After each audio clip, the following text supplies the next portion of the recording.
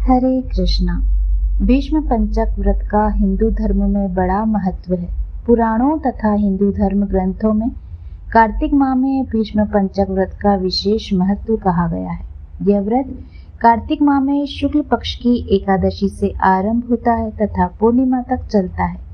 भीष्म पंचक को पंचभीकु के नाम से भी जाना जाता है। धर्म ग्रंथों में कार्तिक स्नान को बहुत महत्व दिया गया है, अतः कार्तिक स्नान करने वाले सभी लोग इस व्रत को करते हैं। भीष्म पितामह ने इस व्रत को किया था, इसलिए यह भीष्म पंचक नाम से प्रसिद्ध हुआ। कार्तिक एकादशी के दिन बाणों के शैया पर पड़े हुए भीष्म ने जल की याचना की थी। तब अर्जुन ने संकल्प कर भूमि पर बाण मारा तो गंगा जी की धार निकली और भीष्म के मुंह में आ गई। उनकी प्यास मिटी और तन मन प्राण संतुष्ट हुए। इसलिए इस दिन को भगवान श्री कृष्ण ने पर्व के रूप में घोषित करते हुए कहा कि आज से लेकर पूर्णिमा तक जो अर्घदान करते हैं, भीष्म को तृप्त करते हैं, इस भीष्म पंचक व्रत का पालन करते हैं, उस पर मेरी सहज कृपा प्राप्त होगी। एक अन्य कहानी के अनुसार जब महाभारत युद्ध के बाद पांडवों की जीत हो गई, तब श्री कृष्ण पांडवों को भीष्म पितामह के पास ले गए और उनसे अनुरोध किया कि पांडवों को ज्ञान प्रदान करें। शर सैया पर लेटे हुए सूर्य के उत्तरायण होने की प्रतीक्षा कर रहे भीष्म ने कृष्ण के अनुरोध पर कृष्ण सहित पांडवों को राजधर्म, वर्ण धर्म एवं मोक्ष धर्म का ज्ञान दिया। भीष्म द्वारा ज्ञान देने का क्रम एकादशी से लेकर पूर्णिमा तिथि तक यानी 5 दिनों तक चलता रहा। भीष्म ने जब पूरा ज्ञान दे दिया, तब श्री कृष्ण ने कहा कि आपने जो 5 दिनों में ज्ञान दिया, ये 5 दिन आज से अति मंगलकारी हो गए। इन 5 दिनों को भविष्य में भीष्म पंचक के नाम से जाना जाएगा। अब आप सुनिए पंचभीकु की कहानी।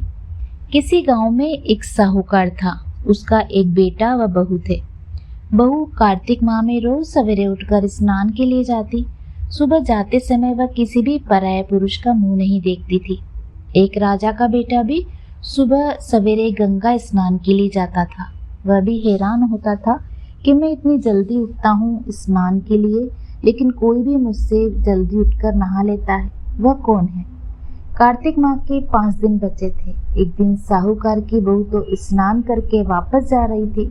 उस समय राजा का बेटा स्नान के लिए आ रहा था। आवाज सुनकर वह जल्दी जल्दी जाने लगी, लेकिन जल्दबाजी में उसकी माला मोजड़ी छूट गई।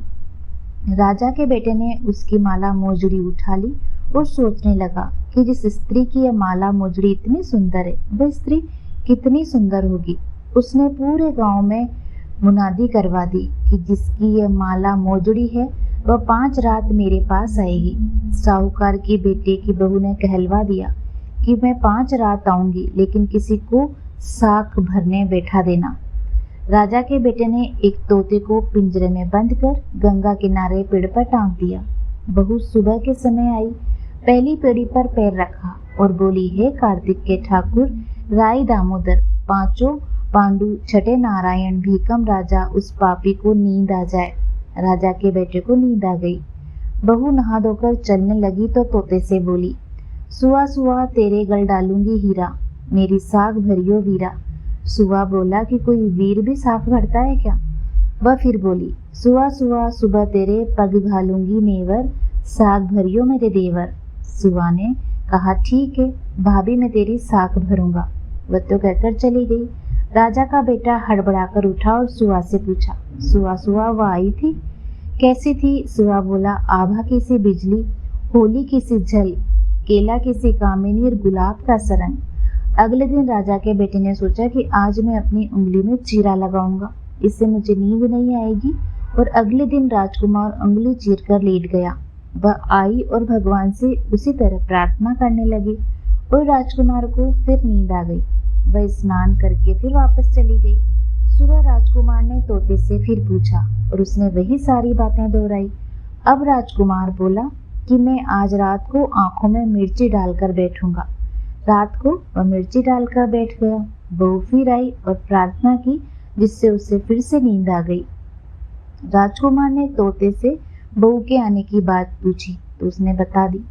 राजकुमार फिर सोचने लगा कि आज मैं बिना बिस्तर के ही बैठूंगा। रात को बिना बिस्तर के वह फिर बैठ गया। जब वह स्नान करने आई तो उसने फिर भगवान से प्रार्थना की और राजकुमार को फिर नींद आ गई। जब वह नहाकर जाने लगी तो आंख बंद करके चली गई। राजकुमार जब उठा तो वह जा चुकी थी। राजकुमार फिर से सोच में पड़ गया और सोचने लगा कि आज मैं अंगीठी जलाकर बैठूंगा जिससे मुझे नींद नहीं आएगी। फिर वह रात को अंगीठी रखकर बैठ गया। साहूकार की बहू आई और भगवान से प्रार्थना करने लगी, आपने 4 रातें तो निकाल दी, अब ये रात और निकाल दो। भगवान ने उसकी बात रख ली और राजकुमार को फिर नींद आ गई। जब वह नहाकर जाने लगी तो तोते से बोली कि इस पापी को कह देना कि 5 रातें पूरी हो चुकी है, वह मेरे मोतियों की माला मेरे घर भिजवा दे। सुबह राजकुमार की आंख खुली तो उसने तोते से पूछा, क्या वह आई थी? तब तोते ने कहा, हाँ वह आई थी और उसने अपनी माला मंगवाई है। यह सुनकर राजकुमार सोचने लगा कि यह तो सच्ची थी, तभी भगवान ने उसका सत रखा। कुछ समय के बाद राजकुमार को कोढ़ हो गया और राजा ने ब्राह्मण को बुलाकर पूछा कि मेरे बेटे का शरीर क्यों जल रहा है। तब ब्राह्मण ने विस्तार से सारी बात राजा को बताई और इसने क्या क्या किया वह भी। ब्राह्मण ने कहा कि इसने पतिव्रता स्त्री पर बुरी नजर डाली, इसलिए इस रोग से पीड़ित हुआ। राजा ने इसके ठीक होने का उपाय पूछा तो ब्राह्मण ने कहा कि उस साहूकार की बहू को धर्म की बहन बनाए और रोज उसके नहाए हुए जल से ये स्नान करे, तब तो ये ठीक हो सकता है। राजा साहूकार की बहू की माला लेकर साहूकार के घर गया और बोला कि यह माला आपकी पुत्रवधू की है, इसे ले लो, आपकी बहू के नहाए हुए जल से मेरे बेटे को नहला दूं। साहूकार बोला, वह तो किसी पराये पुरुष का मुंह तक नहीं देखती, आप उसे इस नाली पर बिठा दीजिए, जब वह ऊपर नहाएगी तब इस नाली के पानी से आपका पुत्र नहा लेगा।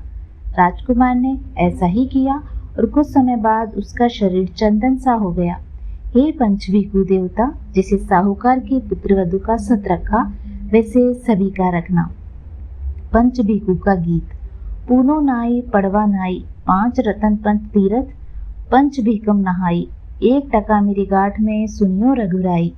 आधे को लाई आंवला आधे की राई, राई दामोदर सांवला जिसने सृष्टि रचाई। राजा के घर उतरी पुत्री बनाई, राजा लाया ब्याह के रानी बनाई। 4 चक्कर 4 मक्कर 4 दिए की लो, मैं तुझसे पूछूं किशन की कब निस्तारा होए। जब आएगा कार्तिक का महीना तब निस्तारा होए। उम्मीद करती हूँ आपको यह संपूर्ण जानकारी व कहानी पसंद आई होगी। इसी तरह की अन्य कहानियाँ व जानकारी सुनने के लिए अगर आपने हमारे चैनल को सब्सक्राइब नहीं किया तो इसे सब्सक्राइब अवश्य कीजिएगा। मिलते हैं आपसे अगले वीडियो में। धन्यवाद।